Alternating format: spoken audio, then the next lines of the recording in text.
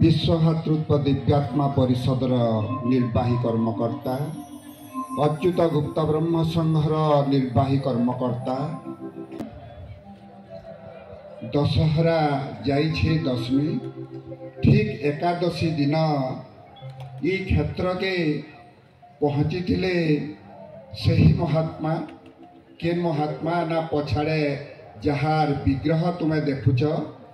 एवं सामने जेन शून्य आसन थुआ है देखुच सी आसिक पहुँचिक महाराज होटेल भी से बेले थिला से अवस्थान करी चारिआडे बुलाबुली करी से तांकर आदि जेन कार्यक्रम होइछे से कार्यक्रम रूपरेख से आगु 91 मसीहा एकादशी दशमी गला पर एकादशी दिन इने दसरा मास उपस्थित होकर से तार रूपरेख दे सारी जेने आज यज्ञ हेबार लगी जाऊे घृत यज्ञ से पर्वत में भी से बुलीछ ई जगह जेने जेने से पाद देछन आज सेटा चहली उठी आज बोलो आनंद एक बार तो दिने नहीं दुई दिन नहीं 2013 मसीह मोर गोटे छात्र के कहले जे बाबूरे तोर ना केशव तु बहुत भाग्यवान तोर माँ बापा केन्ता करे देले बोली का हला आज्ञा बोलिक कुदला मते मुझे कहली महापुरु आईछे कली जुगे केशव ना रे बोली जेते बेले से दौड़िला तार काका नंदी भाई के देला कही कका पुत्रा दुई जन छुटले महंगा के प्रभु को दर्शन कले दर्शन करी आज ब्रह्मणाक्षर शांति महायज्ञ आज नंदी भाई होइछन सभापति यज्ञर एवं तांकर पुत्रा होइछन आज कोषाध्यक्ष केशियर आज जेन ए सब कार्यक्रम आज हेउछे और नूतन हेउछे केंतेकरी हेउछे केंतेकरी आज एडी मंडप रे एते पंचयज्ञ समय रे होतिबा कार्यक्रम से निभौछन प्रभु तांको केते आशीर्वाद करिछन बेसी नै इनो 40 किलोमीटर दूर तांकर घर ये आखे पाखे केसी गुरु भाई नै न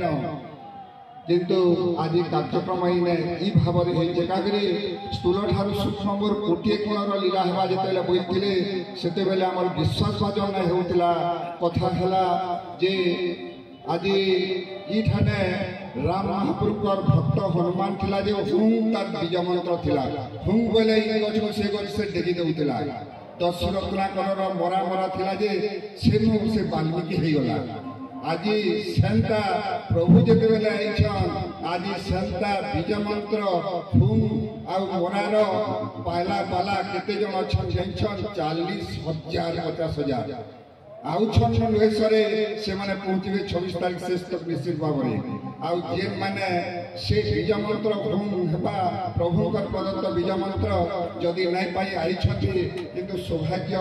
जेने मोर गुण कीर्तन हेबा सहज रे से जदि श्रुति मंडल में आसले से सुनी नै पारे करी नै पारे आज केते बड़ सौभाग्य जे दीर्घ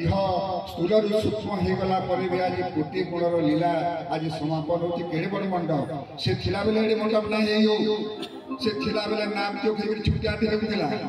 जेते बेले से माने प्रतिष्ठित हेबा लागि नै चाहे सब बेले भक्त के प्रतिष्ठित करबा लागि चाहिछन आज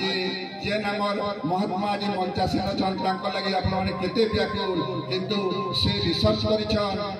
कही समय अच्छे मोर भक्त माने गुप्तरे अच्छन यथा समय से माने आसबे एवं यथा समय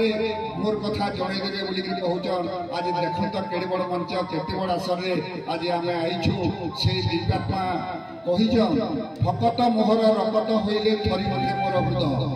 भक्त जदि तार लोक को झरी गला मुया रही नै पारे से शून्य रे थाके स्थूल रे थाके आज से भैया भक्त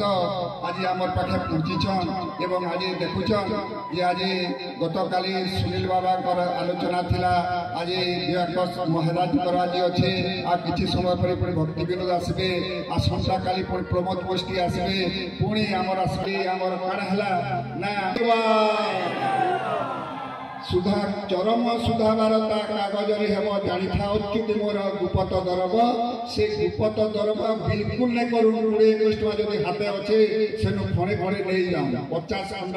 अच्छे से समस्त हाथ काटी लिखिक देछन